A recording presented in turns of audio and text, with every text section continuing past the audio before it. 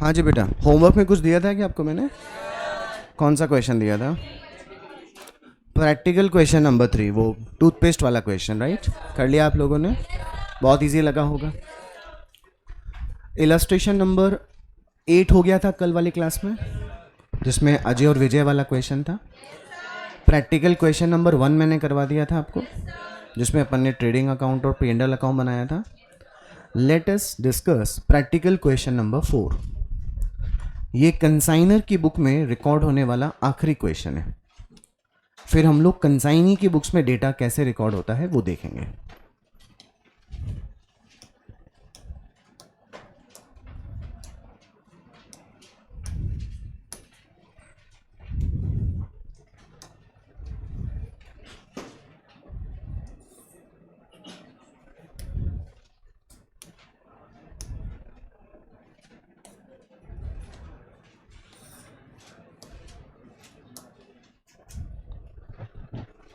Practical question number 4 करें शुरू। देखो, A of Agra sent on consignment goods valued rupees 1 lakh to B of Mumbai on 1st March 2019. He incurred the expenditure of rupees 12,000 on freight and insurance. A's accounting year closes on which date? 31st December. मतलब हर साल के and जो accounting and होती है किसी भी particular period की, वो कौन सी डेट को एंड होती है? 31 दिसंबर। मतलब ये अपना अकाउंटिंग ईयर कैलेंडर ईयर मान के कर रहा है बेटा। एक तो होता है फाइनेंशियल ईयर, स्टार्ट होता है अप्रैल से, एंड होता है मार्च में। एक होता है शुरू होता है जनवरी में, एंड होगा दिसंबर में। ओके, देखो आगे। B was entitle to a commission of 5% on gross sale plus a del creditor commission of 3%। एक तो 5% कौन सा कमीशन देंगे? ऑर्डिनरी। और 3% क्या देंगे? Del creditor commission. B took delivery of the consignment by incurring expenses of rupees 3,000 for goods consign. तो ये नॉन रिकरिंग एक्सपेंस हो गया बेटा। ऑन 31st दिसंबर 2019, साल के एंड होने पर, be informed on phone that he had sold all the goods for rupee 1,50,000। All the goods मतलब जो भी माल भेजा सारा का सारा बिक गया। मतलब no abnormal loss, no unsold stock, सारा का सारा मिल बिक गया। कितने में बिका बेटा? 1,50,000 में। By incurring selling expenses of rupees 2,000। तो ये 3,000 तो हो गए नॉन रेकरिंग, ये 2,000 हो गए रेकरिंग। ये हो गए डायरेक्ट, ये हो गए indirect. He further informed that only rupees 1,48,000 had been realized and rest was considered irrecoverable। मतलब 2,000 का बैड डेट्स हो गया क्या? लेकिन बिकॉज हम ऑलरेडी क्या दे चुके हैं, क्या इस 2,000 की कोई एंट्री कंसाइनर की बुक में होगी क्या? छोड़िए इसको, आगे चलते हैं। And would be sending the cheque in a day और so for the amount due along with the accounts sales. मतलब ड्रॉई ये कहता है, सॉरी कंसाइनी ये कहता है कि मुझे तुम्हें जो भी पैसा देना बनता है वो तुम्हें पैसा आज या कल में या आने वाले दिनों में कभी भी चेक बनाकर दे दूंगा।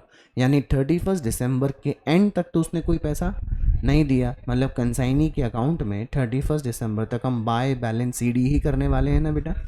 आगे, ऑन 5th ऑफ जनवरी 2020 यानी 2019 का अकाउंटिंग ईयर एंड होने के बाद, A received the cheque for the amount due from B and incurred bank charges of rupees 260 for collecting the cheque. जो भी कंसाइनर को कंसाइनी से चेक मिलना था वो चेक उसने दे दिया। अब वो चेक ही तो मिला है, उसका पैसा एनकैश करवाने के लिए वो चेक आपको बैंक में जमा करवाना पड़ेगा। अच्छा, ये कंसाइनर रहने वाला कहाँ का है और कंसाइनी कहाँ का रहने वाला? बेटा इंटर स्टेट हो गया कि नहीं हो गया? आगरा इन उत्तर प्रदेश, मुंबई इन महाराष्ट्र, इंटर स्टेट हो गए बेटे। इंटर स्टेट के चेक्स अगर बैंक आप कलेक्ट करवाते हो तो बैंक आपसे सर्विस चार्ज लेता है, जिसे कलेक्शन चार्जेस या बैंक चार्जेस बोलते हैं।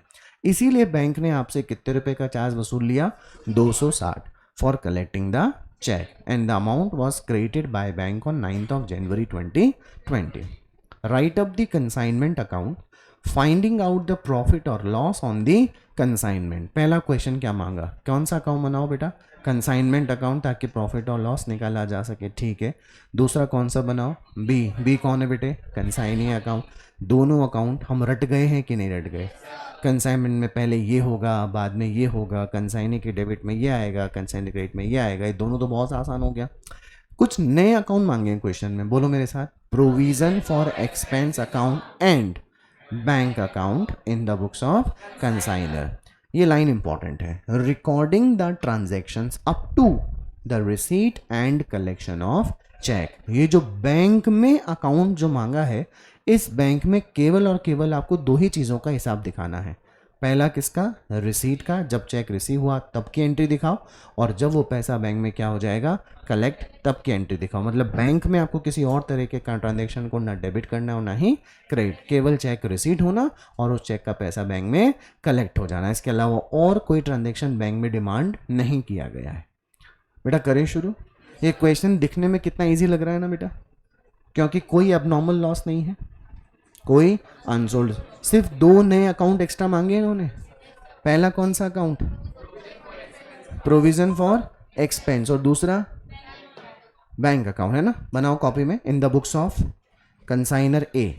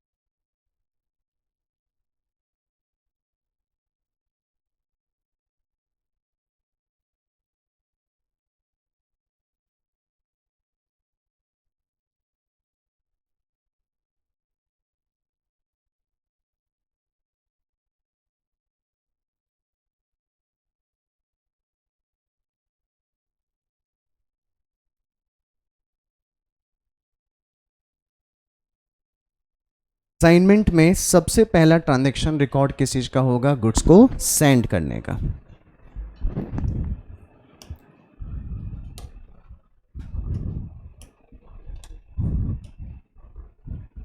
Practical question number 4।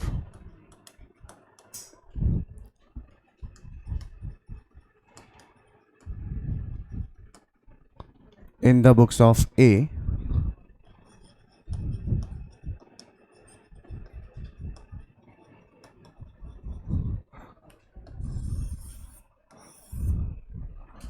सबसे पहले एंट्री कौन सी हुई बेटा? कंसाइनमेंट के डेबिट में to goods sent on consignment. कितने रुपए का माल सेंड किया बेटा? 1,00,000 रुपए का। तो कंसाइनमेंट अकाउंट के डेबिट में to goods sent on consignment आ गया 1,00,000। कंसाइनर ए ने देखिए कुछ खर्चा किया है क्या? Consignment account debit to cash, कितना रुपीस? 12,000। ओके। कंसाइनी बी ने गुड्स की डिलीवरी ली है और उसके ऊपर 3,000 का खर्चा किया। Consignment account debit to consignee यानी बीज अकाउंट। ठीक है बेटा। कौन कौन से खर्चे किए हैं? नॉन रेकरिंग, कितना रुपीस? 3,000। एक देखो कुछ सेलिंग एक्सपेंस किया है क्या? 2,000 रुपये का। एक हम इसे क्या देने वाले हैं बेटे? कमीशन। तो कमीशन अपन किस पे देंगे? सेल्स पे। अच्छा, सेल्स की एंट्री क्या होती है बेटे? Consignee account debit to consignment, तो बाय कंसाइनी बी, ब्रैकेट में क्या लिख दें? सेल्स, 1,50,000। क्वेश्चन में अपने को 5% कमीशन तो किस पे देने को बोला है? सेल्स पे। और 3% केवल बोला है डेल कैडर कमीशन। थ्योरी लिखवाई थी ना आपको मैंने। अगर कंसाइनी को डेल कैडर कमीशन कौन सी सेल्स पर गिवन है ये मेंशन नहीं हो तो ऐसी कंडीशन में जो टोटल सेल्स है उसी के ऊपर अपन लोग डेल कैडर कमीशन देते हैं बेटा। तो 5% हो गया ऑर्डिनरी, 3% हो गया डेल क्रेडर, तो 8% हो गया। 1,50,000 का 8% बोले तो 12,000 आ गया बेटा। हाँ जी, टोटल देखिए 17,000 रुपये आ गया।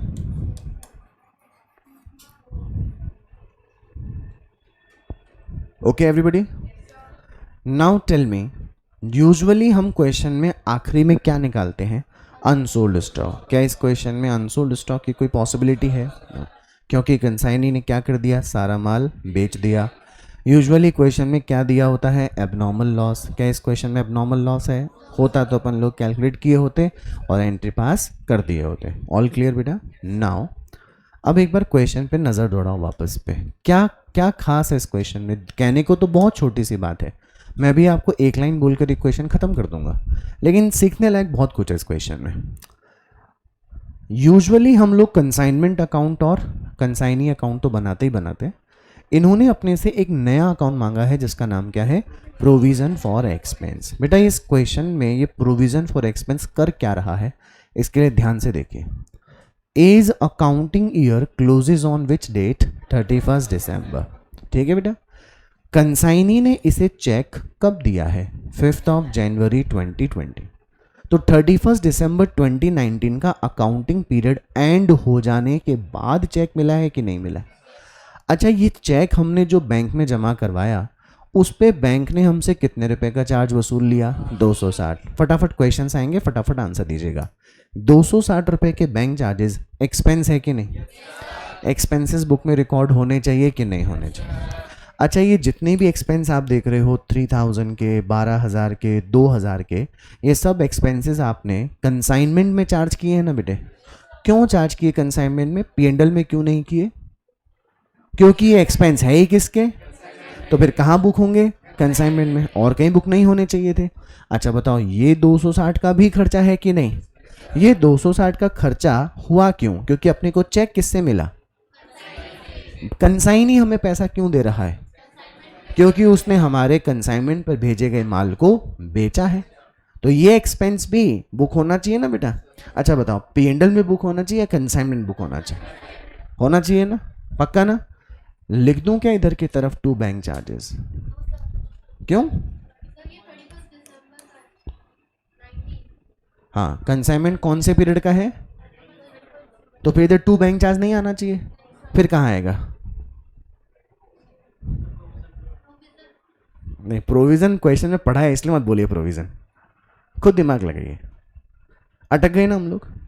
मैंने पहला प्रश्न आपसे ही पूछा कि सब एक्सपेंसेस P&L में या ट्रेडिंग में क्यों नहीं गए?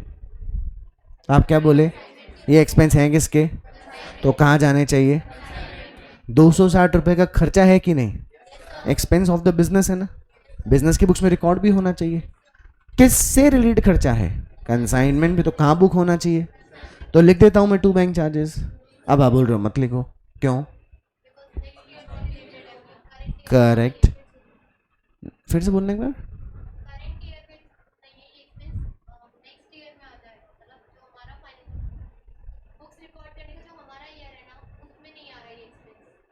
उस पीरियड का है, लेकिन उस पीरियड में नहीं आकर किसी अगले साल में आ रहा है।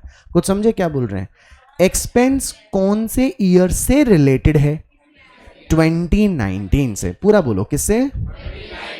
लेकिन रिकॉर्ड बुक्स में कब हो रहा है? 2020। बात समझ में आई? बड़ी दिक्कत हो गई कि नहीं हो गई? एक्सपेंस है किस साल का? 2019 का। और बुक्स में आ कब रहा है? 2020। ये तो बड़ी भयंकर दिक्कत हो गई कि नहीं हो गई? अच्छा बताइए ना, आप क्या चाहते हैं कि ये एक्सपेंस 2019 के कंसाइनमेंट पे ही चार्ज होना चाहिए कि नहीं होना है? लेकिन दिक्कत ये है, चार्ज कैसे करें? 2019 को तो ये रेंट हो गया था। टेल मी यस और नो। तो उसमें तो आ नहीं सकता। अब आ कैसे नहीं सकता? आ ला सकते हैं अपन लोग, लिख देंगे 2 बैंक चार्जेस। अबे तुझे कैसे पता चला कि बैंक चार्जेस 260 रुपए होंगे? हम अंतर्यामी हैं, हमारे को पहले से पता था 260 का क्या होगा, खर्चा होगा, इसलिए अपन ने पहले ही क्या कर दिया, कंसाइनमेंट के डेबिट में 2 बैंक चार्जेस कर दिए। क्या मैं सही बोल रहा हूँ क्या?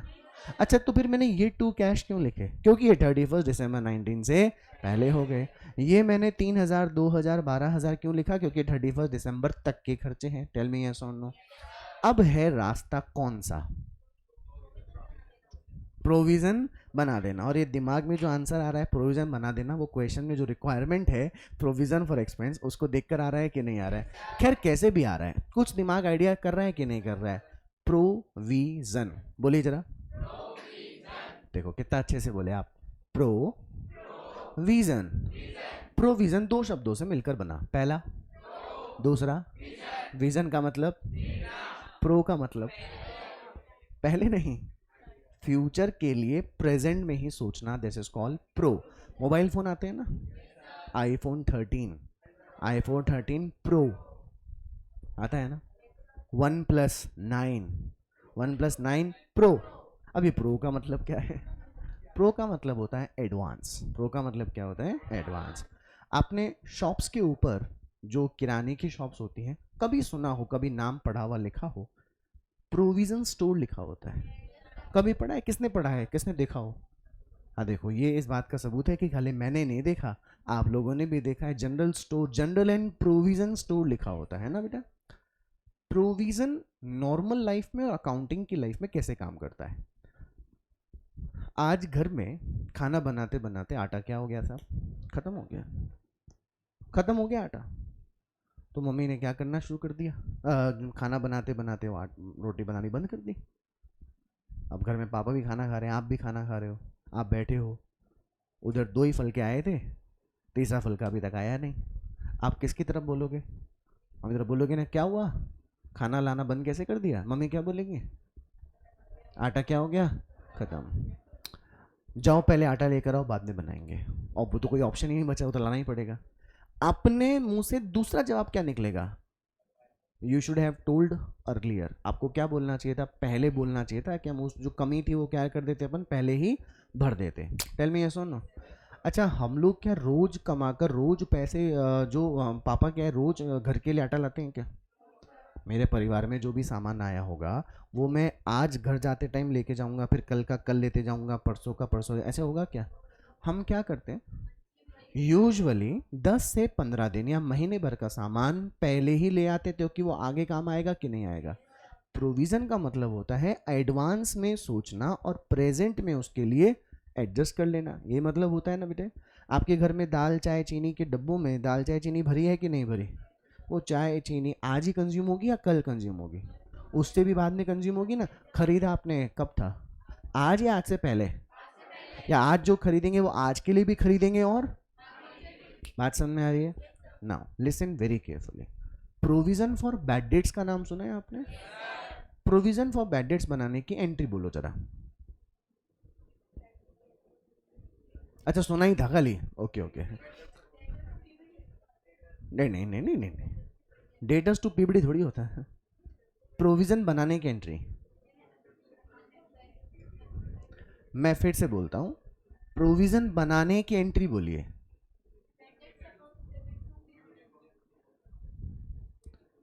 प्रोविजन बनाने की एंट्री बोलिए.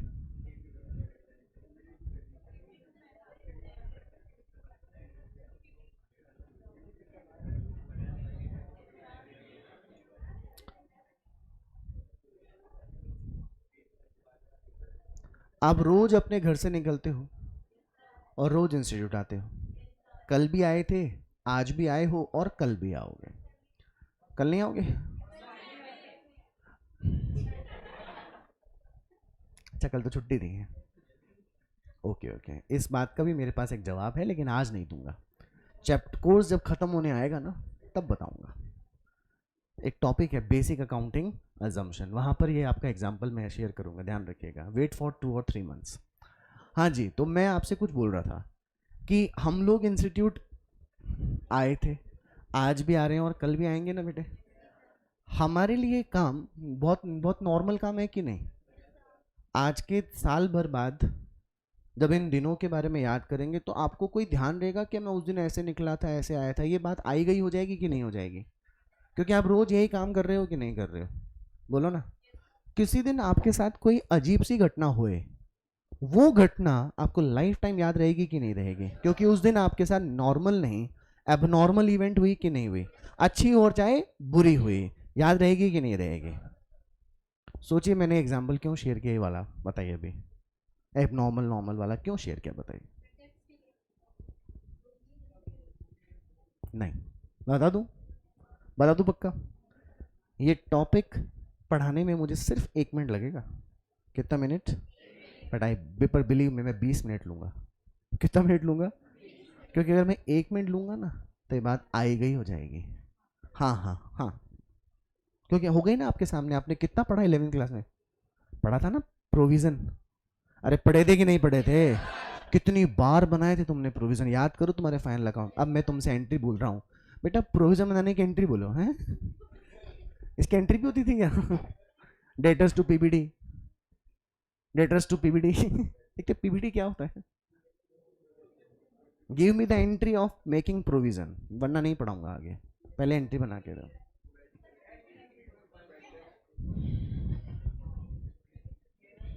हाँ कौन बोला? कौन बोल रहा है? तू बोल रहा है क्या? अब बोलना, घबरा क्यों रहा है? जैसे बोल. अरे पीएनडल कौन बोल रहा है अभी? PNL to provision for doubtful debts. This is the entry ना. प्रोविजन बनाने की एंट्री बोलो. PNL account debit to provision for bad debts. यही में होता है, मतलब होता है ना, यही होता है ना. अच्छा ये भी नहीं पता? प्रोविजन बनाने की एंट्री होती है, चलो ये मान लो, P and L account debit to provision. ठीक है, बैड डेट्स की एंट्री बोलिए जरा. Bad debts account debit to debtor. Very nice. अभी करंट ईयर कौन सा चल रहा है? नहीं, अपने रियल की बात कर रहा हूँ. 2022. ओके बेटा, आपने 1 जनवरी 2022 से लेकर, मान लो आपका अकाउंटिंग ईयर एंड कब तक होगा? मान लो आपका कैलेंडर ईयर है अकाउंटिंग ईयर. ठीक है बेटा, तो आप 1 जनवरी 2022 से लेकर 31 दिसंबर 2022 में किसी भी दिन उधार में माल बेच सकते हो कि नहीं बेच सकते हो? इस पीरियड के दौरान जब भी उधार माल बेचोगे, आपकी बुक्स में एंट्री क्या होगी? Debtor account debit to sales होगा कि नहीं होगा? अच्छा, कुछ डेटर से आपको क्या मिल जाएगा बेटा? पैसा. एंट्री बोलो. Cash account debit to debtor. Okay, कुछ डेटर ऐसे होंगे जो नालायक निकलेंगे और वो आपका पैसा नहीं देंगे. एंट्री बोलो. ये सब कारनामे कौन सी डेट तक हुए हैं? आपकी बुक्स में बैड डेट्स नाम का जो लॉस आया है, बुक्स में जो लॉस आया है वो 31 दिसंबर तक आ गया कि नहीं आ गया? क्या जरूरी है कि इस पूरे साल भर में जिन भी लोगों को उधार माल बेचा था वो 31 दिसंबर तक आपका सारा का सारा पैसा चुका ही देंगे? आपने 31 दिसंबर 2022 को भी तो कुछ माल दुकान बंद करते करते बढ़ाते बढ़ाते कुछ उधार बेचा था कि नहीं बेचा था? उधार में बेचा तो पैसा आज तो देगा नहीं, कब देगा? तो इस साल में बिके हुए माल का उधार का पैसा आपको नेक्स्ट ईयर रिकवर होगा कि नहीं होगा? अब ध्यान सुनिएगा, कुछ डेटर्स साल के एंड में अनपेड रह जाते हैं कि नहीं रह जाते हैं? उन डेटर से कलेक्शन कब होता है? पक्का? पक्का? क्या आपको पता है ये सारे पैसे देंगे? हो सकता है कुछ पैसा, वो तो उनके लक्षणों से दिख जाएगा। आपका एक बार में फ़ोन उठा रहा है इसका मतलब पैसा देगा, 10 बार फ़ोन करने पर भी फ़ोन नहीं उठा रहा है इसका मतलब पैसा नहीं देगा। कुछ समझ में आ रहा है कि नहीं आ रहा है? वो डेटर डाउटफुल हो गया कि नहीं हो गया? और जिसने साफ साफ कह दिया जी तेरे पैसे नहीं दूंगा, वो बैड डेट्स हो गया कि नहीं हो गया? तो जो बैड डेट्स बुक्स में रिकॉर्ड हो चुका है कौन सी डेट के एंड तक? 31 दिसंबर 2022, वो बुक्स में डेबिट हो गया कि नहीं हो गया? अब आप सीधे सीधे P&L account debit to bad debts कर दोगे कि नहीं कर दोगे? पक्का कर दिया आप लोगों ने। लेकिन इस साल में कुछ डेटर ऐसे थे जिन्होंने पैसा अभी तक, अगले साल देंगे कि नहीं देंगे? लेकिन उनमें से एक डेटर ऐसा है जिससे हम पिछले 6 महीने से पैसे मांगे जा रहे हैं, मांगे जा रहे हैं और मांगे जा रहे हैं, वो पैसा नहीं दे रहा। अब हमारे मन में क्या ख्याल आने लगा है कि पैसा हमारा नहीं देगा। सुन रहे हो? नहीं देगा, ख्याल आने लगा है। बताइए एक्चुअल बैड डेट्स माना जाए या डाउटफुल माना जाए? बिल्कुल सही आंसर, क्या माना जाए? पक्का? ये डाउटफुल जो है कल को एक्चुअल में क्या हो जाए तो मुझे बैड डेट्स की एंट्री करनी पड़ेगी। किस साल की डेटर की बैड डेट्स की एंट्री किस साल में होगी? इस साल के डेटर की एंट्री अगले साल होगी कि नहीं होगी? अंडरस्टूड? जरा इस एंट्री को पूरा बोलिए। ये कौन से पीरियड की सेल्स है? आपने 2022 का क्या बनाया होगा? ट्रेडिंग। क्या बनाया होगा बेटे? क्या लिखे होंगे आप? By sales. सारा लिख दिया होगा बेटा। मान लो एक भी रुपए का क्या नहीं हुआ होता, बैड डेट्स। मान लीजिए इस साल में बिके हुए सभी डेटर्स आपको 31 दिसंबर तक सारा का सारा पैसा आपको नकद में दे दिए होते। बात समझ में आ रही है बेटा? आपका क्या आ गया होता? जीपी। फिर आपका क्या आ गया होता? एनपी। बहुत अच्छा लगता है कि नहीं लगता? अब दिमाग लगाइएगा, जो ये बैड डेट्स हुआ है वो इसी सेल्स के बदले हुआ है कि नहीं हुआ है? है ना? है ना? तो ये बैड डेट्स आपके P&L में डेबिट हो जाएगा कि नहीं हो जाएगा? देखो इनकम कहाँ क्रेडिट हो गई? ट्रेडिंग P&L में। बोलो बोलो, ट्रेडिंग और P&L में। और इससे होने वाला बैड डेट्स भी कहाँ डेबिट हो गया? ट्रेडिंग और P&L। एक तरफ क्या आ गई? एक तरफ क्या आ गया? Net profit. सही निकला कि नहीं निकला? कुछ समझ में आ रहा है? धीरे धीरे समझ में आ रहा है बेटा? लेकिन कुछ सेल्स का पैसा ऐसा भी है जो 2022 में ड्यू नहीं है, 2023 के जनवरी या फरवरी में ड्यू है। समझ में आ रही है? लेकिन 2022 की सेल्स को तो अपन कौन से ईयर के ट्रेडिंग में ही इनकम मान के रिकॉर्ड कर चुके हैं। बात समझ में आ गई? अब उस 2022 से रिलेटेड डेटर का पैसा अगर अपने को 2023 में मिलता है, मिल जाता है पैसा, एंट्री बोलो bank account debit to debtor. क्या इसमें कोई भी ऐसा आइटम है क्या जो ट्रेडिंग और P&L से रिलेशन रखता है? ना बैंक कभी ट्रेडिंग के डेबिट और क्रेडिट में जाता है, ना ही डेटर कभी ट्रेडिंग के डेबिट और क्रेडिट में जाते हैं। बात समझ में आ गई? लेकिन इस 2023 में 2022 के किसी डेटर की क्या हो जाती है? डेथ। क्या हो जाती है? या वो क्या हो जाता है? इंसॉल्वेंट, या वो पैसे देने से मना कर देता है। तो वो बैड डेट्स होगा कि नहीं होगा? बोलिए। ऐसा बैड डेट्स के बारे में हम कुछ नहीं कर सकते क्योंकि हमें नहीं पता था कि वो हमारे पैसे देगा कि नहीं देगा। हमें नहीं पता था कि उसको इंसॉल्वेंसी डिक्लेयर हो जाएगी कि नहीं हो जाएगी। हमें नहीं पता था कि उसकी अनटाइमली क्या हो जाएगी? डेथ। टेल मी यस और नो। ये तो सब एक एबनॉर्मल इवेंट हो गई कि नहीं हो गई जिसके बारे में हमें कुछ अता पता नहीं था। लेकिन इनमें से एक डेटर ऐसा था जो हमारे पैसे नहीं दे रहा, मांगने पर भी नहीं दे रहा, और हमें लगता है कि आगे भी नहीं देगा। हमें लगता है कि वो आगे भी नहीं देगा, तो हम उसके पास पैसे मांगने जाना बंद कर दें क्या? जाएंगे ना? जब तक वो अपने आप को क्या नहीं डिक्लेयर कर दे तब तक हम पैसे मांगने की फुल कोशिश करेंगे कि नहीं करेंगे? अच्छा, डेटर कौन से साल का है? जिसकी बैड डेट्स कब होगी? जिसकी संभावना है। सो जो इस साल के डेटर की सेल्स तो इस साल में इनकम मान के रिकॉर्ड कर दिया गया, और इसी साल की कल को क्या हो जाती है? Bad debts. तो इनकम तो हो गई इस साल में रिकॉर्ड, खर्चा होगा अगले साल। ये तो गलत बात है कि नहीं? इनकम तो डाल चुके 2022 में, और 2022 के बैड डेट्स का घाटा कहाँ डालोगे? 2000। गलती कर रहे हो कि नहीं कर रहे हो? क्या किया जाए कि 2022 में संभावित पॉसिबल बैड डेट्स का जो नुकसान है वो 2022 में ही आ जाए? तो आप 2 बैड डेट तो लिख नहीं सकते क्योंकि वो 31 दिसंबर तक हुआ नहीं है। तो क्या रास्ता घुमाया जाए कि बर्डन 2022 के पीएनएल पे ही आ जाए? प्रोविजन। क्या बना लिया जाए? एंट्री बनाओ, PNL account debit to provision. मैं जैसे ही पीएनएल के डेबिट में कुछ फिगर लिखूंगा तो ये जो नेट प्रॉफिट है वो रिड्यूस हो जाएगा कि नहीं हो जाएगा? बेटे बात समझ में आ गई? अब मैं 2023 की बिगनिंग किसी प्रोविजन के एग्जिस्टेंस के साथ करूंगा कि नहीं करूंगा? अब मान लो 2023 में क्या हो जाता है? Bad debts. एंट्री बोलिए, bad debts account debit to debtor, जिसका रिलेशन कौन से वाले ईयर से है? हाँ जी, ये बैड डेट्स कौन से ईयर में रिकॉर्ड हो रहा है? 2023 में। क्या मैं पीएनएल टू बैड डेट्स करूं? अगर कर दिया तो ये तो मिसमैच हो गया कि नहीं हो गया? बताइए, जो प्रोविजन मैंने क्या किया था?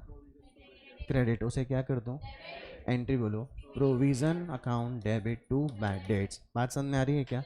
प्रोविजन जब बनाया था तो एंट्री क्या हुई थी बोलिएगा जरा? PNL account debit to provision. Bad debts को चार्ज कर लिया प्रोविजन से। एंट्री बोलिए। ओके, पहले प्रोविजन क्या हुआ था, अब प्रोविजन क्या हुआ? डेबिट और क्रेडिट खत्म हो गया। एंट्री बोलिए, PNL account debit to bad debts. बात समझ में आ गई कि नहीं आ गई? पक्का? नाउ क्वेश्चन में आते हैं। कंसाइनमेंट कौन से ईयर का एंड हो रहा है? 2019। और जो जो चेक अपने को मिल रहा है उसके ऊपर होने वाला 260 का खर्चा भी 2019 वाले ईयर से ही रिलेशन रखता है कि नहीं रखता है? 2019 में हम क्या नहीं कर सकते? टू बैंक चार्ज नहीं बोल सकते क्योंकि उस दिन तक वो क्या नहीं आया था? बैंक चार्जेस नहीं आए थे। बात समझ में आए? आएंगे कौन से साल में? किस साल से रिलेटेड? फिगर वाइज बोलिए। 2019 से रिलेटेड के खर्चे 2020 में आएंगे ना बेटा? अगर 2019 में बुक नहीं किया तो उन्हें 2020 में बुक करना ही पड़ेगा। अब दिमाग लगाओ, 1.5 लाख रुपए की जो सेल्स थी उसे आपने कहां पर बुक कर दिया है? कंसाइनमेंट के क्रेडिट में बुक कर दिया कि नहीं कर दिया? तो उससे रिलेटेड एक्सपेंस यही आने चाहिए थे ना बेटे। तो मैं ऐसा क्या करूं कि इस साल में तो चार्ज हो जाए और अगले साल रिकॉर्ड हो जाए? इस साल एक एंट्री घुमा दो, क्या? Consignment account debit to provision for expense. पूरा बोलो, consignment account debit to provision for expense. कितना रुपीस? देखा, दोनों काम हो जाएंगे कि नहीं हो जाएंगे? चार्ज तो किस साल के कंसाइनमेंट से हो गया? 2019 से। और रिकॉर्डिंग कब हो जाएगी? अगले साल। बात समझ में आ गई क्या बेटा? Give me the net profit और नेट लॉस। 20,740। आप आंसर पे बैठी हुई थी पहले से ही? है अच्छा, कितना रुपीज? 1,50,000। हाँ बेटे, बात समझ में आ गई आपको? पहले नोट करो, अभी कहानी खत्म नहीं हुई। 1,50,000 तो आपका क्या हो गया बेटे? कंसाइनमेंट अकाउंट डेबिट का टोटल, क्रेडिट का टोटल बनाकर खत्म हो गया। अभी अपने को कौन सा अकाउंट बनाना है? कंसाइनी का अकाउंट बनाना है। अच्छा, अपन ने जितने भी क्वेश्चंस पढ़े उसमें डेट का लफड़ा नहीं था ना बेटा? यही क्वेश्चन था, इसमें डेट का लफड़ा आया कि नहीं आया? चलो बना लो पहले इस कंसाइनमेंट अकाउंट को।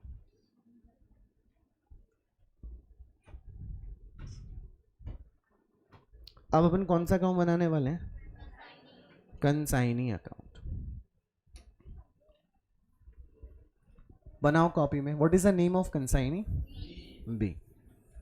डेट कॉलम बनाइएगा। क्यों? क्योंकि इस क्वेश्चन में अपने को डेट भी दी हुई है ना। B account.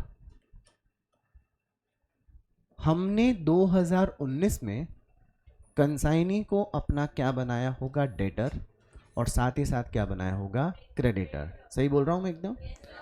कंसाइनी को डेटर अपन ने कौन सी प्राइस से बनाया था? 1.5 लाख रुपए की प्राइस से बनाया था क्या? जब कंसाइनी ने हमारा माल बेचा था तो एंट्री क्या हुई थी? B account debit to consignment. अब डेट कॉलम में आप क्या लिखेंगे? 31 दिसंबर 2019, क्योंकि जो सेल हुई है वो ईयर एंडिंग 31 दिसंबर 2019 वाले पीरियड की हुई है ना। अगर मुझे प्रिसाइज डेट गिवन होती तो उसने 1.5 लाख में कब कब माल कौन सी डेट को बेचा होता, मैं B2 consignment, B2 consignment, B2 consignment date wise लिखा गया होता। मेरे को तो केवल 1.5 लाख पता है, कौन से पीरियड की? 2019 की, तो मैंने डेट भी कौन सी डाल दी? 31 दिसंबर 2019। क्या लिखें इधर? टू कंसाइनमेंट, जो कितना हो गया? 1,50,000। अच्छा, इसने मुझे चेक 31 दिसंबर 19 को दिया है या 5 जनवरी को दिया है? तो 31 दिसंबर तक कोई पैसा नहीं आया, तो 31 दिसंबर 2019 के दिन में क्या लिखूंगा? By balance CD।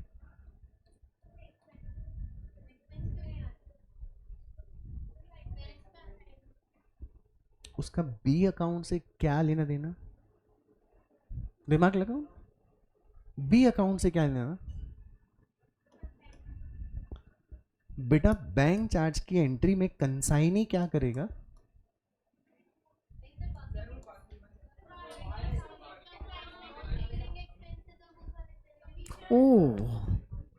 O so sorry, so sorry, extremely sorry बेटे।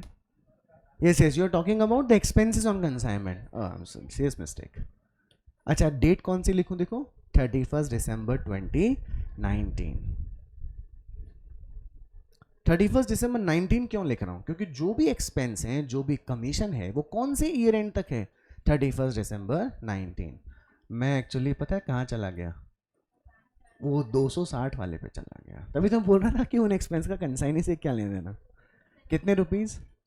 17,000। अच्छा, वापस क्वेश्चन पूछ रहा हूँ, क्या इसने हमें चेक 31 दिसंबर 19 को दिया क्या बेटे? तो 31 दिसंबर 19 तक तो बाय बैलेंस CD आएगा ना। कितना हो गया बेटे? 1,33,000। ओके। अब जब 1 जनवरी 2020 को आप जब अकाउंट आगे कंटिन्यू करेंगे तो बाय बैलेंस CD की जगह पर 1 जनवरी 20 को टू बैलेंस BD आ जाएगा बेटे, जो कितना आएगा? 1,33,000। कंसाइनी ने हमारे को चेक कितने रुपए का ही दिया होगा? ऑब्वियस ये बात है, 133 का ही दिया होगा। एंट्री बोलिए चेक मिलने की 1,33,000 रुपए के। Bank account debit to consignee, क्या हो बेटा? इधर देख, bank account debit to consignee, तो bank account debit to B लिख दो बाय बैंक। देखो कंसाइनी हमारे को 1,33,000 रुपए का चेक देकर फ्री हो गया कि नहीं हो गया? ये तो हमारा कौन सा अकाउंट खत्म हो गया? कंसाइनी का। एम आई क्लियर बच्चा लोग? ओके। अब हमें तीसरा कौन सा अकाउंट बनाने को बोला गया? पहले सब ने नोट कर लिया बेटा इधर?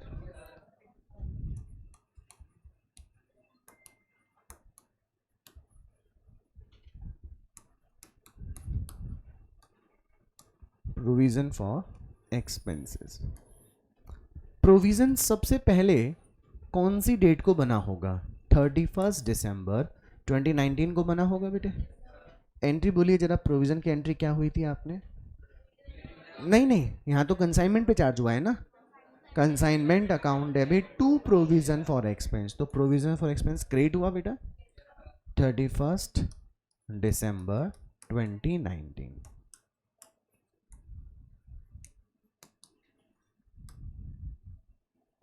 बाय कंसाइनमेंट कितना रुपीस? 260। एक्सपेंस कौन से ईयर में चार्ज होगा? 2020 में। तो 31 दिसंबर 19 तक प्रोविजन खाते का बैलेंस 260 ही रह जाएगा बेटा। तो मैं इधर की तरफ 31 दिसंबर 19 को टू बैलेंस CD करके आगे बढ़ू बेटे। कितना आ गया? 260। ओके बेटा। अब क्या करना चाहिए, जो 31 दिसंबर 19 है, क्या मैं उसे इधर 1 जनवरी 2020 को बाय बैलेंस बीडी लिख दूं बेटा? कितना लिखूं? 260। चले,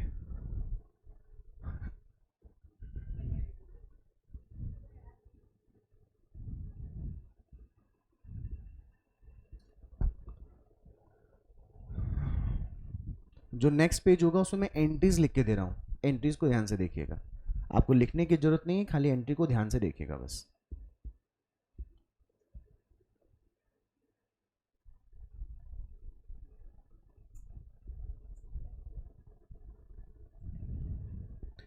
आप लोग को एक बात बोलूं क्या, ये मैं नोटिस कर रहा हूँ कई दिनों से, आप लोग स्केल को बड़ा जमा जमा के से अकाउंट बनाते हो, फिर उस पर पर्टिकुलर अमाउंट भी बहुत लिख रहे हो। नहीं, कुछ लोग लिख रहे हैं, जैसे आपने लिखा, आप भी लिखोगे, आपने भी लिख लिया, प्लीज़ अवॉइड। समझ रहे हो मैं क्या बोल रहा हूँ?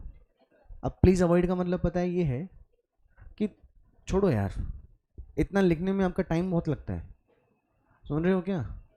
क्योंकि आप लोग वो ड्राइंग करने में बहुत ज़्यादा टाइम लगा रहे हो, जबकि फ़िलहाल हमारा बेसिक पर्पज़ क्या होना चाहिए? सीखना और लिखना अच्छे से। एग्जाम में आप क्या करके आइएगा, प्रॉपर फॉर्मेट बनाइएगा, वो तो आपके जो मॉक टेस्ट लेंगे उससे पहले खूब प्रैक्टिस करवाई देंगे हम आपको। फिलहाल क्लासों में आप क्या करो बेटे, फॉर्मेट को एक बार क्या करो, अवॉइड करो, ताकि हमारा टाइम कम से कम लगे। अंडरस्टूड? मैं देखता हूँ, मैं वेट कर रहता हूँ, और ये गलती नहीं है आप लोगों की, ये आपका हैबिट है, आप ऐसा ही करते आए हो। तो आप लोग क्या करते रहते हैं, वो स्केल एकदम ऐसा 90 डिग्री सीधा होना चाहिए, सीधा नहीं है, हाँ नहीं तो वापस बनाते हैं उसका, ऐसा नहीं होना चाहिए, टाइम वेस्ट होता है इससे। सभी नोट कर लिए यहाँ तक? अब मैं आपको एंट्रीज लिख के दूंगा। चलिए जी, सबसे पहले 31 दिसंबर 19 को क्या एंट्री हुई होगी प्रोविज़न बनाने की? एंट्री बोलो। Consignment account debit to provision for expense. बात समझ में आ गई? 5 जनवरी 2020 को आपको चेक मिला होगा, एंट्री बोलिए, bank account debit to B. कितने का चेक मिला? जैसे अपन ने 5 जनवरी को ही क्या कर दिया, बैंक में जमा करवा दिया। बैंक ने 9 जनवरी को रिपोर्ट किया कि हमने तुम्हारा चेक क्या कर लिया है, कलेक्ट, और 260 रुपये हमने तुमसे क्या चार्ज कर लिए हैं, कलेक्शन चार्जेस। हमने बैंक को डेबिट कितने से किया, जबकि बैंक में पैसा 260 रुपये कम जमा हुआ ना, तो बैंक में जो जमा हुआ वो और हमारी बुक्स में जो रिकॉर्ड हुआ है वो सेम होना चाहिए ना बेटा, इसलिए अपन एंट्री क्या कर लेंगे, bank charges account debit to bank, है ना बेटे? कितने रुपए का? 260। भले ही आपको बैंक कौन सी डेट को जानकारी दे रहा है, 9 जनवरी, लेकिन ये चेक कौन सी डेट वाला था, जिसका बैंक चार्ज लगा है उसके चेक की डेट कौन सी थी? तो आपको बैंक चार्ज की भी एंट्री 5 जनवरी 2020 वाली करनी होगी कि नहीं करनी है? अब देखिए, आपने बैंक को डेबिट कितने से किया और फिर क्रेडिट कितने से किया, तो 1,32,740 ही जो बैंक में जमा हुआ है वही आपकी बुक में भी डेबिट रह गया। ये तो बहुत आसान था। आपकी बुक्स में डेबिट क्या आ गया?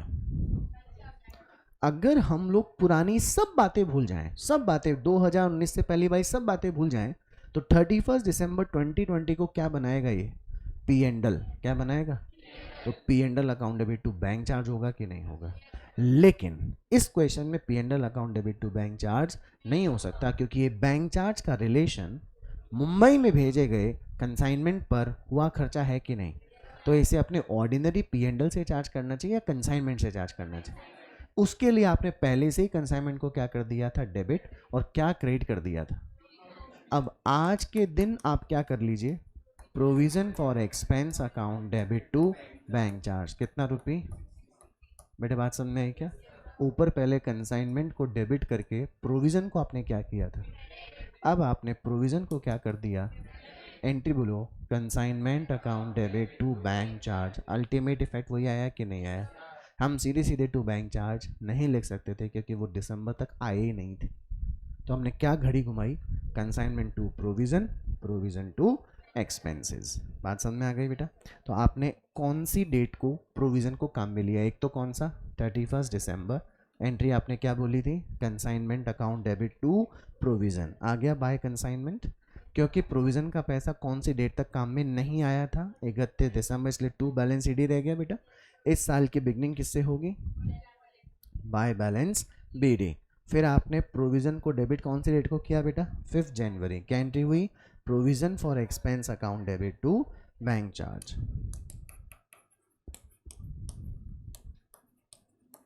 To bank charges. कितना रुपीस?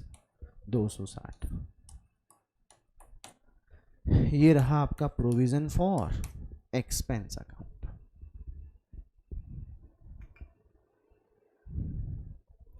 बहुत सारी बातें जो आधी अधूरी थी दिमाग में, वो आज पूरी हुई कि नहीं हुई? कि प्रोविजन उन एक्सपेंसेस के लिए बनता है जिनका रिलेशन किससे होता है? करंट ईयर से, लेकिन उनकी अकरेंस कब होगी? नेक्स्ट ईयर में। आपको डेप्रिसिएशन का चैप्टर पढ़ाया था क्या मैंने? उसमें आपको ऑब्जेक्टिव्स लिखवाए थे मैंने, objectives of providing depreciation on asset. अगर आप भूल गए हो तो कॉपी के पन्ने पलट के देखिए, उसमें एक बहुत ही इंपॉर्टेंट टॉपिक था। 2 पूछना बेटे, एक बार ये लिख ले। ऑब्जेक्टिव्स में आ जाइए एक बार, थ्योरी में लिखवाया था आपको डेप्रिसिएशन में। पहला ऑब्जेक्टिव बोलो, दूसरा बोलो, तीसरा आराम से पढ़िए, आराम से बोलिए। To provide the funds for the replacement of the asset. अगर आप क्या नहीं करेंगे, डेप्रिसिएशन चार्ज नहीं करेंगे, तो इस साल का प्रॉफिट बहुत बढ़ जाएगा कि नहीं बढ़ जाएगा? अगले साल का प्रॉफिट भी बढ़ा हुआ ही आएगा, लेकिन 10 साल बाद जब आपकी एसेट क्या हो चुकी होगी? खराब, चलने की स्थिति में नहीं रहेगी, तो आपको उस अगले जो 10 साल बाद जो 11वां साल आएगा, उस साल में एसेट के कॉस्ट के बराबर का बर्डन निकालना पड़ेगा कि निकालना पड़ेगा? तो आपने एसेट को काम तो लिया था पिछले 10 सालों में, और आप अकेला उसका बर्डन कौन से साल में चार्ज कर रहे हो? 2011वें साल में। गलत बात थी कि नहीं थी? इसलिए आपने पिछले 10 सालों में P&L 2010, 11, 12, 13, 14 मतलब पिछले 10 सालों में डेबिट किया होगा कि नहीं किया होगा? दूसरा, कभी आपने प्रोविज़न, जैसे आपने प्रोविज़न फॉर बैड डेट्स का नाम सुना है, पता नहीं आपने सुना है कि नहीं सुना। Provision for repairs and renewals का नाम सुना है क्या? सुना है? Provision for repairs and renewals. Repairs का मतलब मेंटेनेंस, रिन्यूअल्स मतलब कोई चीज़ें खराब हो गई तो नई बदलने के लिए पैसा चाहिए। दिमाग लगाएंगे मेरे साथ? पक्का? एक इंडस्ट्री है निरमा। निरमा का नाम सुना है आपने? सोडा बनाने का काम करती है, साबुन और सर्फ बनाने का काम करती है। इस कंपनी में हैवी मशीनरी काम में ली जाती होंगी। पहली बार जब निरमा ने कंपनी बनाई होगी या इंडस्ट्री लगाई होगी, फैक्ट्री लगाई होगी, तो सभी मशीनें एकदम फर्स्ट क्लास कंडीशन में होंगी कि नहीं होंगी? पहले साल में क्या निरमा कंपनी को रिपेयर का खर्चा बहुत भयंकर करना पड़ा होगा क्या? बहुत मामूली सा रिपेयर का लगा होगा। उस साल में repair account debit to bank extraordinary नहीं आया होगा, तो P&L में टू रिपेयर का खर्चा नहीं आया ना? टेल मी यस और नो। उस साल का प्रॉफिट बहुत एक्सट्रीम आएगा कि नहीं आएगा? अगले साल में भी रिपेयर के खर्चे ज़्यादा नहीं होंगे, तीसरे में भी नहीं होंगे, चौथे में भी नहीं होंगे, 5 में भी नहीं होंगे, बिकॉज असेट धीरे धीरे पुरानी हो रही है, एक साथ तो पुरानी हो नहीं रही। तो शुरू के 5 साल में तो क्या नहीं आया? रिपेयर का हैवी एक्सपेंस नहीं आया। छठे साल, 7वें साल, 8वें साल, 9वें साल में ह्यूज एक्सपेंस ऑफ रिपेयर्स आएंगे कि नहीं आएंगे? आपने असेट को काम तो कितने साल लिया? 10 साल, और हैवी एक्सपेंस ऑफ रिपेयर का बर्डन आप आखिरी के 5 सालों में डालोगे। गलत बात है कि नहीं? पक्का ना? तो आपने शुरू के सालों में भी P&L के डेबिट में टू रिपेयर नहीं लिखा होगा, क्योंकि रिपेयर खर्चा ही नहीं हुआ। लेकिन ये खर्चे आगे काम आएंगे कि नहीं आएंगे? तो आपने क्या खाता, क्या कौन सा अकाउंट घुमाया होगा? P&L account debit to provision for repairs. अगले साल में भी क्या घुमाया होगा? P&L account debit to provision for repairs. उससे अगले साल में भी P&L account debit to provision. बात समझ में आई? अब आपके पास provision for repairs and renewals credit balance show कर रहा होगा। अब जब ह्यूज एक्सपेंसेस ऑफ रिपेयर्स के होने लगे, तो आपने एंट्री क्या करी? पहले तो repairs account debit to bank किया बेटा। टेल मी यस और नो। सपोज आपके पास क्या नहीं है पहले से, तो P&L टू रिपेयर करना ही आखिरी आपके पास रास्ता बचा कि नहीं बचा? But when you have already a entry, बोलिए, provision for repairs account debit to repair. बात समझ में आई? तो आखिरी के चंद सालों में P&L डेबिट होने से बच गया कि नहीं बच गया? आपने तो शुरू के कई सालों में P&L पे बर्डन पहले से डाल दिया था कि नहीं डाल दिया है? जो एक्सपेंसेस करंट ईयर के होंगे अगले साल, तो उनका मैचिंग करंट ईयर पे ही रह जाए, इसलिए अपन लोग कौन सा रास्ता अपनाते हैं? प्रोविज़न का। क्या और कोई समझाने की ज़रूरत बची है क्या बेटे? सभी को बात समझ में आ गई? अब हम आखिरी में कौन सा अकाउंट बनाने वाले हैं? बैंक। कौन सा? एंट्री। जरूरत नहीं थी लिखने की, तो समझा दिया ना आपको।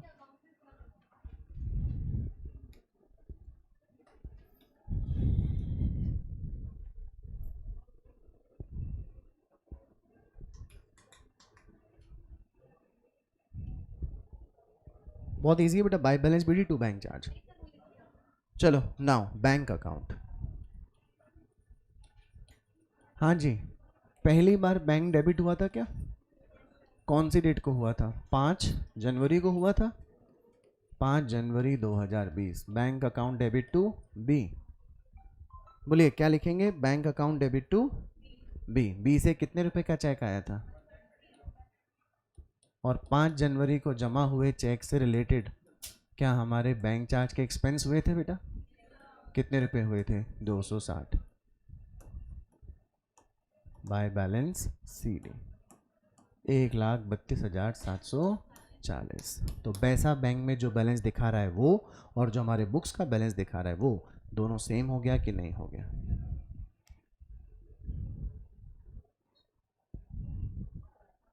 हमने बाकी के एक्सपेंसेस क्यों नहीं दिखाए हैं?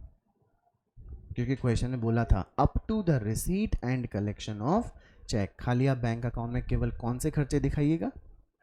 जो कि चेक से रिलेटेड है, जमा होने से और उसका कलेक्शन होने से, बस।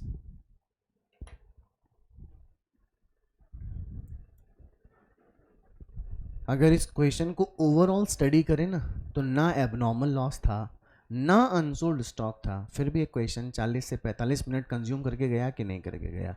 मैंने पहले भी कहा था, एक सिंगल सी लाइन में आपको कहता कि बेटे जो एक्सपेंसेस हैं तो किस साल के? करंट ईयर के, लेकिन बुक्स में रिकॉर्ड कब होंगे? नेक्स्ट ईयर में। उसके लिए कौन सा एंट्री घुमा देते हैं? Consignment to provision. तो ये सिर्फ बात आई गई हो जाती बेटे। आप कभी भी provision for bad dates, provision for repairs and renewals के बारे में शायद इतना दिमाग नहीं लगाए होते। क्या मैं सही किया ना आपको बोल के? इतना दिमाग, टाइम वेस्ट तो नहीं लगा? Great. This was the last question from the module जिसमें कंसाइनर की बुक में एंट्री मांगी गई है। अब दूसरी पार्टी कौन होती है इस चैप्टर में? तो अपन लोग कंसाइनी की बुक्स में डेटा रिकॉर्ड करेंगे। बोलना शुरू करूं? चलो लिखो, टॉपिक का नाम लिखो, recording of transaction, recording of transaction in the books of consignee, recording of transaction in the books of consignee, recording of transaction in the books of consignee. लिखिए number 1, for receiving the goods, for receiving the goods on consignment, for receiving the goods on consignment. लिखो इसमें no entry will be passed. अजीब सा लगा ना? Consignee के पास माल आया, उसकी एंट्री कंसाइनी की बुक में हो ही नहीं रही, लेकिन कंसाइनर जो माल कंसाइनी के पास भेजता है उसकी एंट्री करता है। बताइए कंसाइनर क्यों करता है? ताकि सही प्रॉफिट और लॉस निकाल सके। कंसाइनी क्यों नहीं करता? क्या कंसाइनर माल भेजने पर कंसाइनी को गुड्स का ओनर बनाता है क्या? जो माल बिना बिका हुआ रह जाता है, क्या उसका ओनर कंसाइनी होता है क्या? कंसाइनी का काम था माल को लाना, गोडाउन में रखना, बिक जाएगा तो एंट्री करेगा, नहीं बिकेगा तो पड़ा रह जाएगा कि नहीं पड़ा रह जाएगा। इसलिए माल के आने की कोई एंट्री पास नहीं होती, और जब यही माल वो उसे वापस लौटा देता है ना बिकने पर, तो भी कोई एंट्री पास नहीं होती, क्योंकि उसमें उसने क्या नहीं किया? कोई ट्रांजैक्शन नहीं किया, उसकी जेब से कोई पैसा खर्च नहीं हुआ। बात समझ में आ गई? उसके पास तो माल आया है ना, मैं अपना माल इसके पास रखवाऊँ, ये कहूँ बेचना है इसको। सुन रहे हो मेरी बात?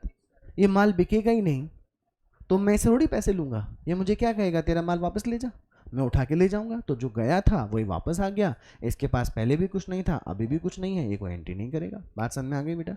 लेकिन ये मेरे माल को गोडाउन तक लाने के लिए अगर कोई एक्सपेंस करे या माल को बेचने के लिए कोई एक्सपेंस करे तो एंट्री करेगा कि नहीं करेगा, क्योंकि इसमें इसने पैसे खर्च किए हैं कि नहीं किए हैं। लिखो number 2, for the expenses paid by consignee, for the expenses paid by consignee. ये कंसाइनी जो एक्सपेंस कर रहा है वो खुद के बिहाफ पे कर रहा है या कंसाइनर के बिहाफ पे। एंट्री लिखो, consignor account debit, consignor account debit to cash oblique bank account. इस एंट्री का लॉजिक आप खुद ही समझ गए होंगे बेटे। अगर आप कंसाइनी हो और अगर आप पैसे खर्च करते हो तो टू कैश और बैंक होना तो वाजिब है बेटा। अगर आप खुद के बिजनेस के लिए करते तो आप नेम ऑफ एक्सपेंस लिखे होते, expense account debit to cash और बैंक लिखे होते। ये खर्चा आप किससे चार्ज कर लोगे? तो प्रेजेंट में आप पैसा किससे मांगने की बात कर रहे हैं, इसलिए आपने एंट्री क्या लिखी? Consignor account debit to cash oblique bank account. Am I clear बेटा? आगे लिख लीजिए ब्रैकेट में, both recurring and non recurring expenses. ये एंट्री चाहे माल को गोडाउन तक लाने के लिए हो या उसको माल को बेचने या स्टोर करने के लिए हो, एंट्री यही पास होगी। Number 3, for the goods sold by consignee, for the goods sold by consignee. माल बेचेगा कौन? तो कैश या बैंक या डेटर किसके बुक में डेबिट होगा? कंसाइनी की बुक्स में होगा, क्योंकि उसे पैसा मिल रहा है, डेटर वो बना रहा है।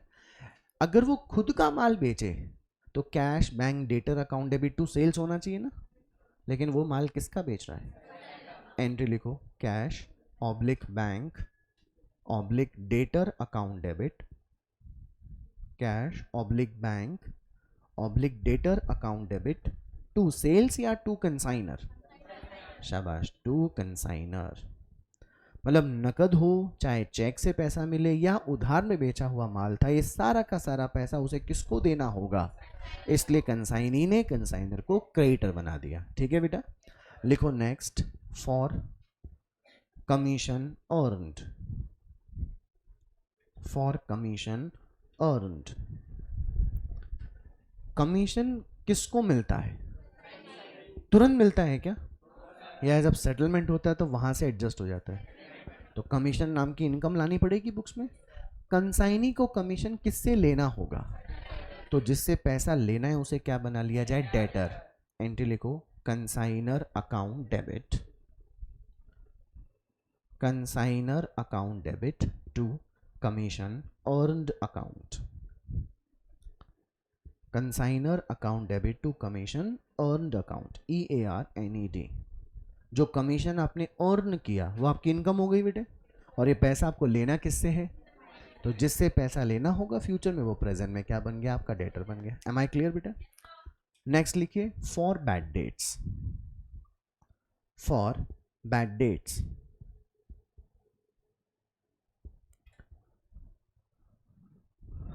बैड डेट्स की एंट्री बोलो क्या होती है? ध्यान से देखो, आपने ऊपर माल बेचने वाली एंट्री में कैश बैंक ऑब्लिक डेटर लिखा हुआ है ना, तो वो डेटर ने आपको क्या करके दे दिया?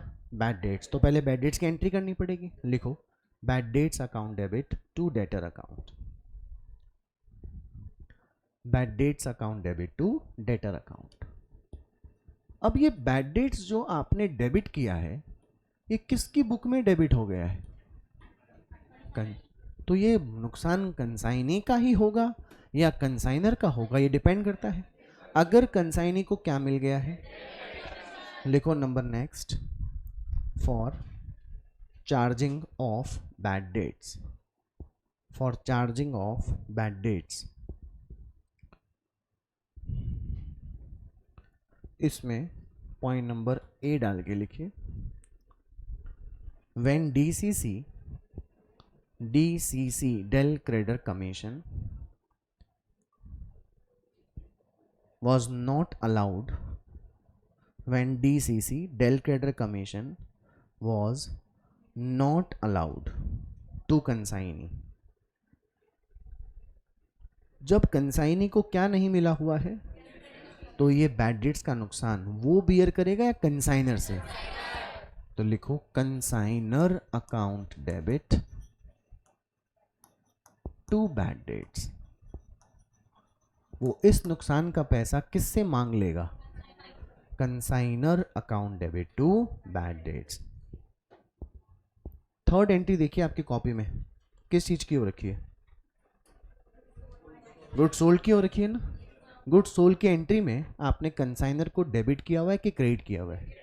जिस आदमी को आपने 10 लाख रुपए देना तय कर रखा था, क्योंकि माल कितने का बिका था?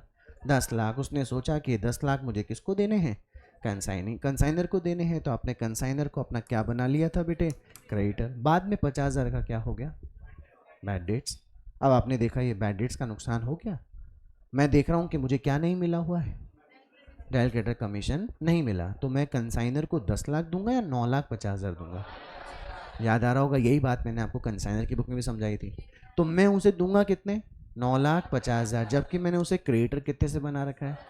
तो मैं कंसाइनर को 50,000 से डेबिट कर दूंगा कि नहीं कर दूंगा? एंट्री समझ में आ गई। और क्योंकि मुझे को अपनी बुक्स में से बैड डेट्स के लॉस को हटाना ही था तो एंट्री कर दी consignor account debit to bad debts. Am I clear बेटा? लेकिन अब बी नंबर पॉइंट डाल के लिखेंगे when DCC was allowed to consignee, when DCC was allowed to consignee। अब बताइए नुकसान किसको झेलना है? क्योंकि उसे ऑलरेडी डेल क्रेडिटर कमीशन मिला है ना। तो आपने एक तरफ तो इनकम कमाई और एक तरफ आपको क्या हो गया? लॉस। तो आपकी कमाई, ग्रॉस की कमाई नेट में रह जाएगी कि नहीं रह जाएगी? आपने पहले कमीशन और नाम की इनकम को क्रेडिट किया था ना बेटा। अब आप उसे क्या कर देंगे? डेबिट। एंट्री लिखो commission earned account debit to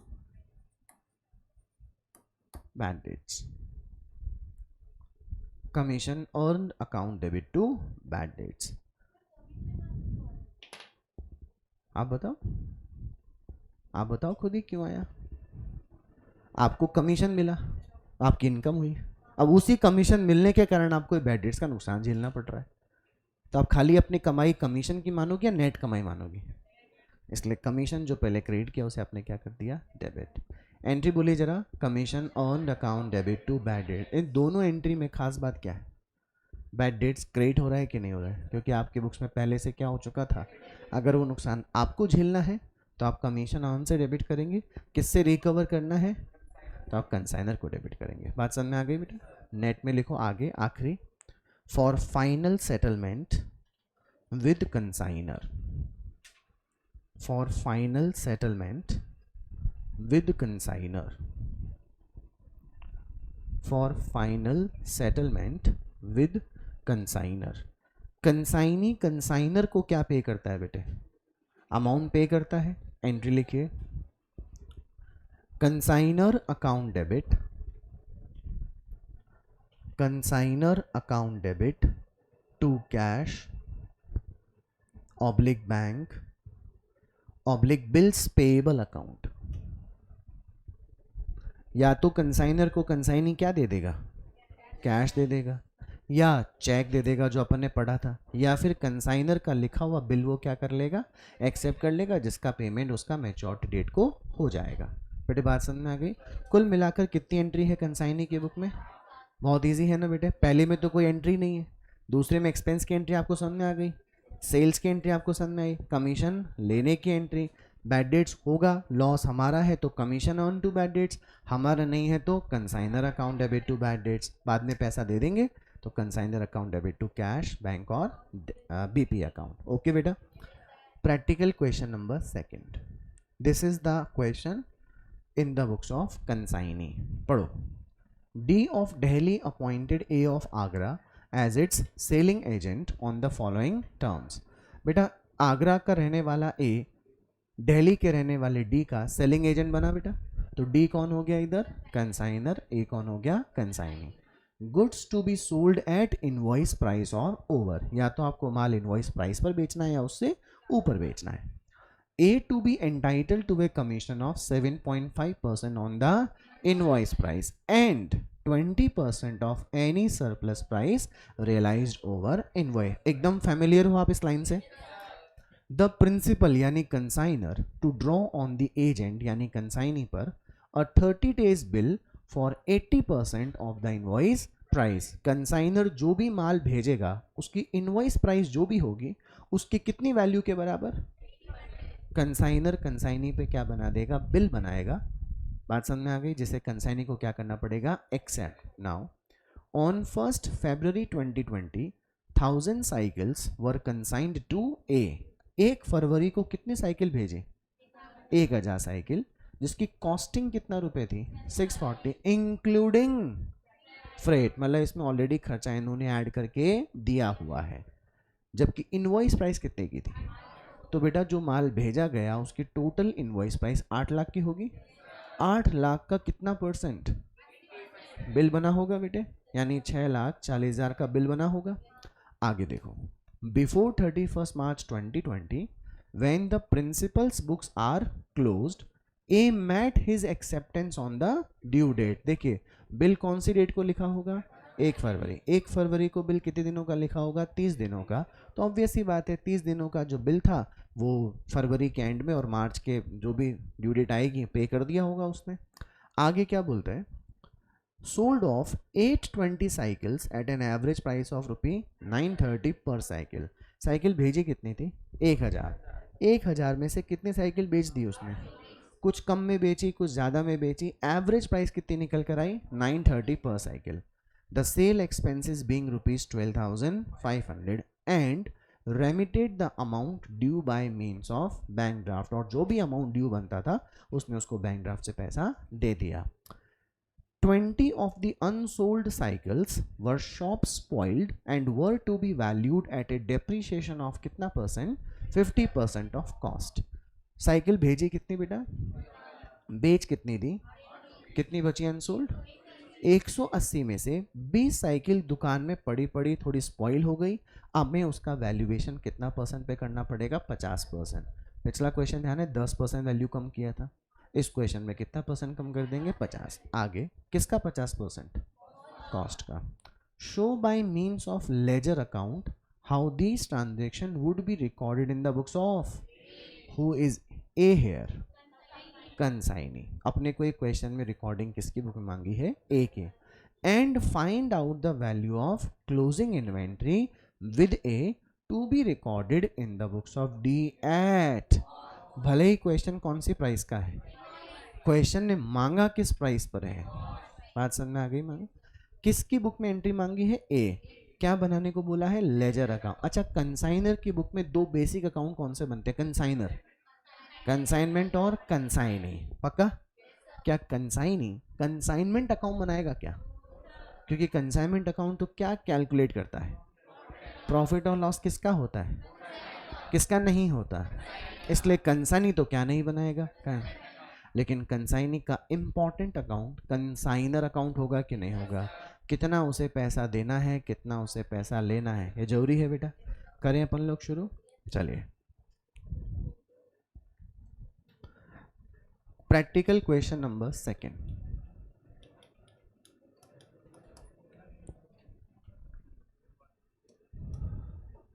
in the books of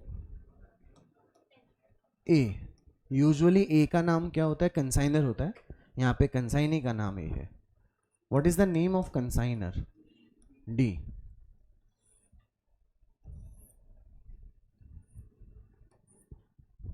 D का अकाउंट बना लिया आप सबने. जब कंसाइनमेंट पे भेजे हुए माल कंसाइनी के पास पहुंचता है तो क्या कंसाइनी की बुक्स में कोई एंट्री पास होती है? No. कितना यूनिट भेजा गया था? 1000, जिसकी इनवॉइस प्राइस थी 800 रुपये. तो टोटल भेजे हुए गुड्स की इनवॉइस प्राइस 8 लाख की हो गई बेटा. क्वेश्चन आपने पढ़ा ही है. जो भी माल भेजा गया है उसकी इनवॉइस प्राइस के कितने परसेंट के बराबर? कंसाइनर ने बिल बनाया था जिसे कंसाइनी ने क्या किया? एक्सेप्ट किया. हम क्या बन जाते हैं इस क्वेश्चन में? कंसाइनी बन जाते हैं. हमारे पर बिल ड्रॉ कौन कर रहा है? यानी डी ड्रॉ कर रहा है. तो हमारे लिए BR हुआ या बिल्स पेएबल हुआ? हम कंसाइनी हैं तो हमने बिल एक्सेप्ट किया किसके फेवर में? एंट्री बोलो, D account debit to bills payable. 1000 unit की इनवॉइस प्राइस है 800 रुपये पर यूनिट, तो वैल्यू निकल कर आई कितनी रुपये? 8 लाख। 8 लाख का कितना परसेंट? 80%। क्या ये टोटल 6,40,000 हुआ बेटा? एंट्री हुई D account debit to bills payable. ये क्वेश्चन जैसा बोला वैसा कर रहे हैं अपन लोग। क्वेश्चन को आपने जब पढ़ा तो कंसाइनी ने माल को बेचने पर कुछ खर्चे किए कि नहीं किए? ये देखो कौन कौन से खर्चे किए हैं। ये रहा, कितने एक्सपेंस किए उसने? 12,500। कौन कर रहा है एक्सपेंस? किसके लिए कर रहा है? Consignor account debit to cash. Bracket में आप क्या लिख सकते हैं? एक्सपेंसेस। कितने एक्सपेंस कर दिए? 12,500। ओके बेटा। 1000 साइकिल में से कितनी साइकिल बेची गई? एवरेज रेट कितना था? 930। सही बोल रहा हूँ मैं? 930 जो सेल है बेटा, उसके एंट्री बताइए। मैंने आपको थर्ड एंट्री लिखवाई थी आज। अच्छा, भूल भी गए तो दिमाग लगाओ। हमारे पास ही नकद आएगा, हमारी बुक्स में बैंक में पैसा आएगा, हमारी बुक्स में डेटर डेबिट होगा ना, लेकिन हम सेल्स नहीं लिख सकते। हमें ये सब पैसे देने किसको होंगे? एंट्री बनाओ, cash bank debtor account debit to consignor, यानी बाय कैश बैंक डेटर लिख दूं बेटा? लिखो बाय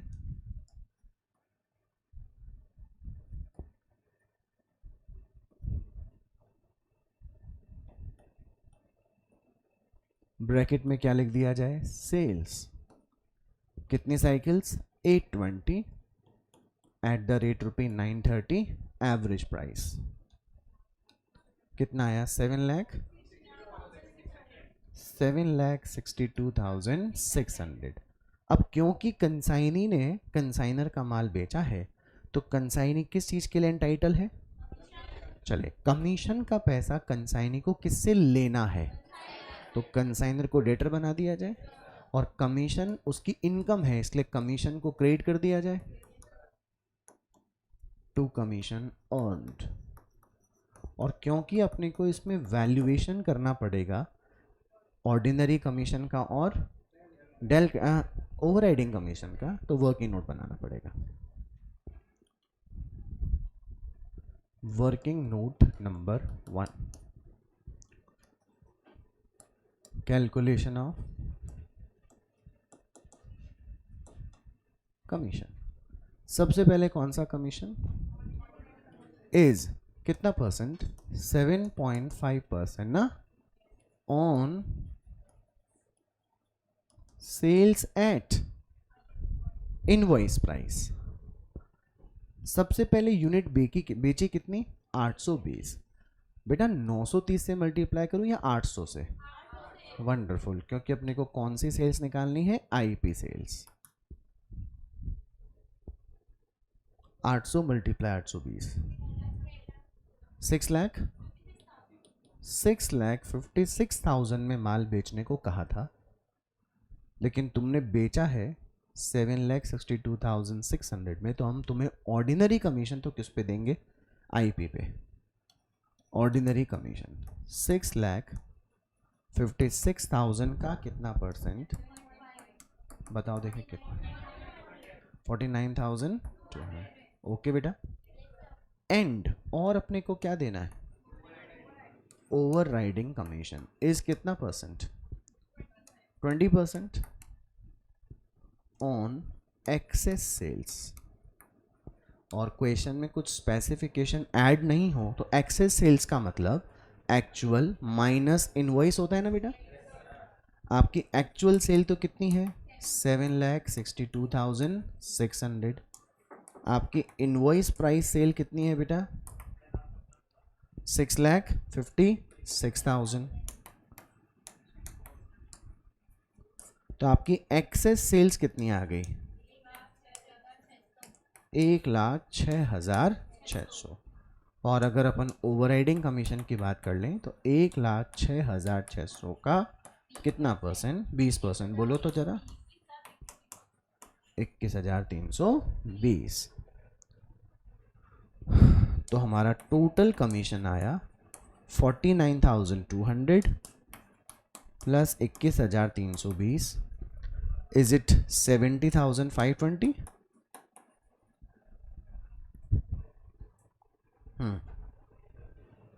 70,520 रुपये हमारा टोटल कमीशन आ जाएगा बेटा। देखो कमीशन निकालने की प्रैक्टिस एक बार और हो गई आपकी।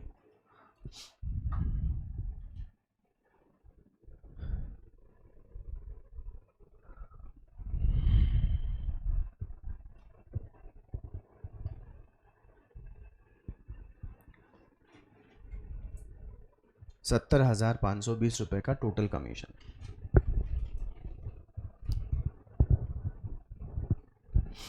ओके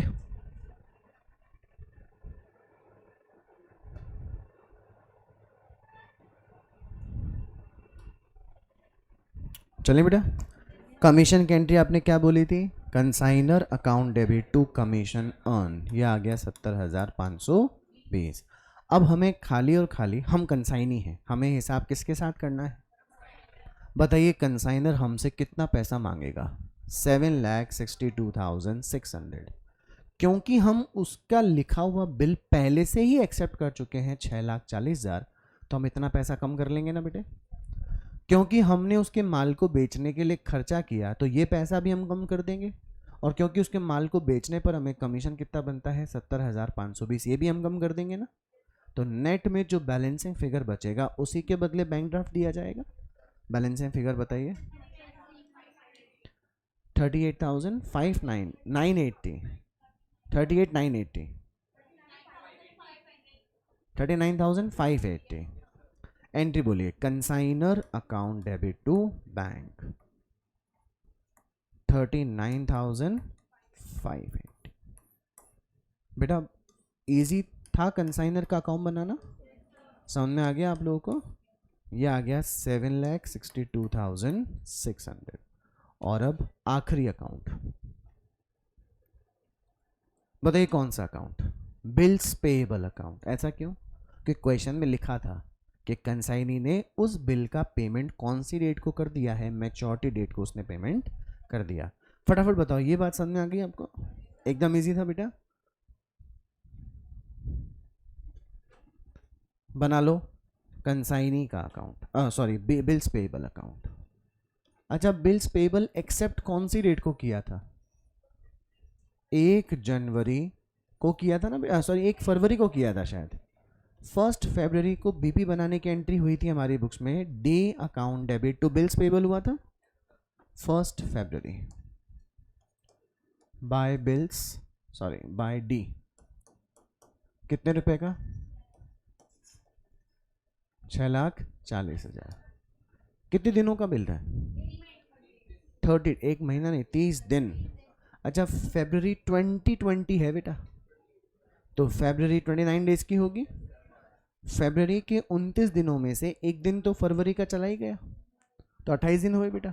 30 में से 28 दिन किसके चले गए? फरवरी के। ठीक है, कितने दिन बचे? 2 दिन मार्च के आ गए, तो 2 मार्च तो आ गई ड्यू डेट। 3, 4, 5 मार्च 2020 को ए ने इस बीपी का पेमेंट कर दिया होगा। बीपी का पेमेंट करने की एंट्री बोलो, BP account debit to bank. फिर से बोलो, BP account debit to bank. कितना रुपीज? 6,40,000। ये लो, क्वेश्चन ओवर।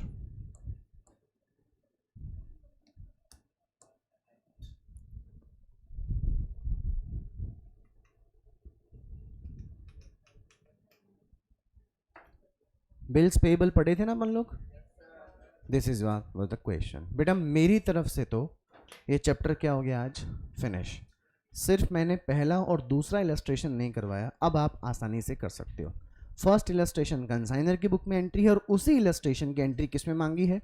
कंसाइनी की बुक में सेकेंड इलस्ट्रेशन में।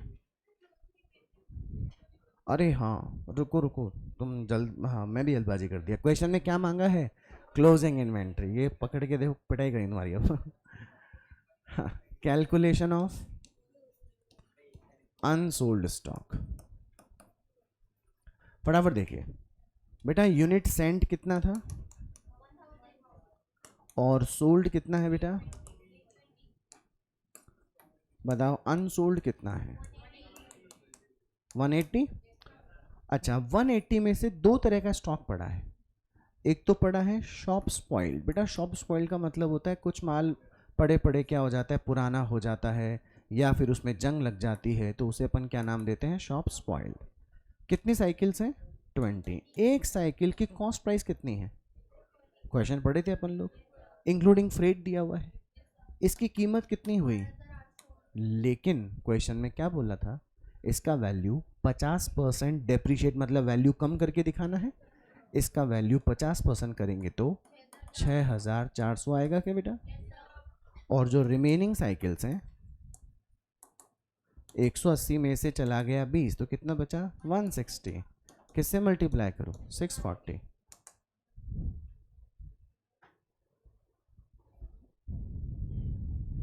एक सौ साठ मल्टीप्लाई 640, 1,02,400। तो टोटल स्टॉक 1,08,800 आएगा क्या। क्वेश्चन में इन्वेंट्री किस प्राइस पर पूछी थी, वरना एक क्वेश्चन किसका था, पहले मैं किस पे करता आईपी, फिर स्टॉक रिजर्व हटाता, तब जाके आंसर आता। बट भला हो क्वेश्चन का, इन्होंने तुम्हारे 2 मिनट बचा लिए बेटे।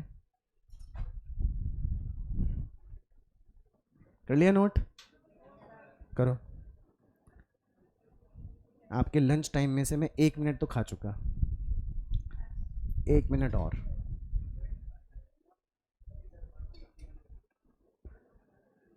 आप होमवर्क में इलस्ट्रेशन नंबर फर्स्ट और सेकंड कर लाइएगा, कोई डाउट हो तो पूछ लेना, वरना हम लोग नया चैप्टर शुरू करेंगे। नेक्स्ट चैप्टर बहुत इजी एंड बहुत इंटरेस्टिंग, रेक्टिफिकेशन ऑफ एरर। पढ़े थे आप लोग, पक्का पढ़े थे, झूठे टॉपिक तो था आपके कोर्स में, तो पढ़े ही थे मतलब।